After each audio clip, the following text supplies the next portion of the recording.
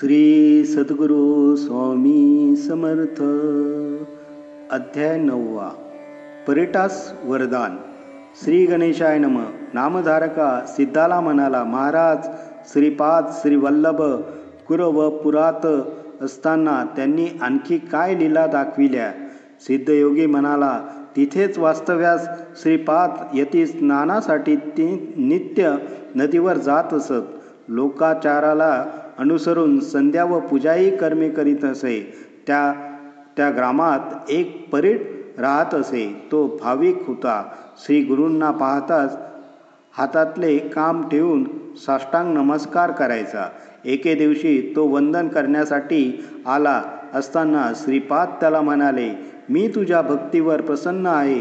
तू कष्टांची कामे करतोस, त्यामुळे प्रत्येक वेळी मला नमस्कार केलाच पाहिजे असे नाही. ती आपुलकी पाहून परीटाला खूप बरे वाटले. संसार चिंता टाकून तो त्यांची सेवा करू लागला.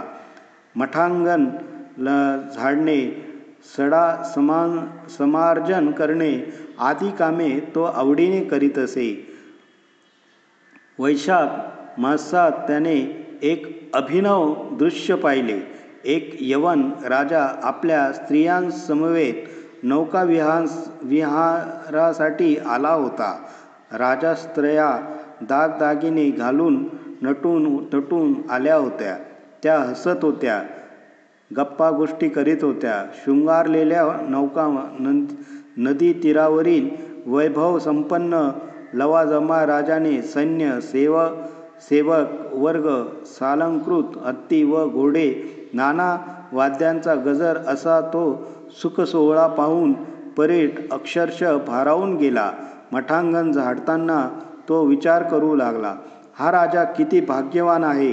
जन्माला यावे तर अशा वैभवाचा उपभोग घेण्यासाठीच. या राजाने पूर्वजन्मी कोणत्या देवाची व गुरुची आराधना केली म्हणून या जन्मी ते सुख प्राप्त झालं. आपल्या नशिबी मात्र कष्टच आहेत. आपले जीने व्यर्थच होय. तेव्हा त्याने मनोगत जाणून श्री गुरु म्हणाले, परीटा, मनात काय चिंतन चालले आहे. तो म्हणाला, स्वामी, या राजाचे सुख आणि ऐश्वर पाहून मला त्याचा हेवा वाटला. आपल्या नशिबी हे सुख नाही म्हणून खंत वाटली. पण असा विचार मी का करू. तुमच्या चरणाची सेवा हेच माझे सौख्य आहे. त्यावर श्री गुरु म्हणाले, परीटा, तू जन्माला आल्यापासून कष्टच करीत आहेस. सांसारिक सौख्य कधी अनुभवलेच नाहीत. त्यामुळे तुझ्या मनात सुखोपभोगांची इच्छा निर्माण होणे साहजिक आहे. त्या तुझ्या इच्छा पूर्ण झाल्याच पाहिजेत. अन्यथा मोक्षप्राप्तीला अडथळा येईल. म्हणून पुढील जन्मात तू यवन जातीत उत्पन्न होऊन वेदरचना राजा होशील, असा मी तुला आशीर्वाद देतो.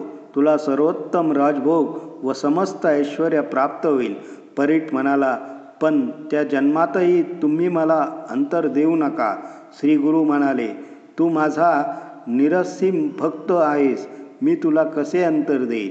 तुझ्या वृद्धापकाळी नृसिंह सरस्वती रूपाने मी तुझी भेट घेईन.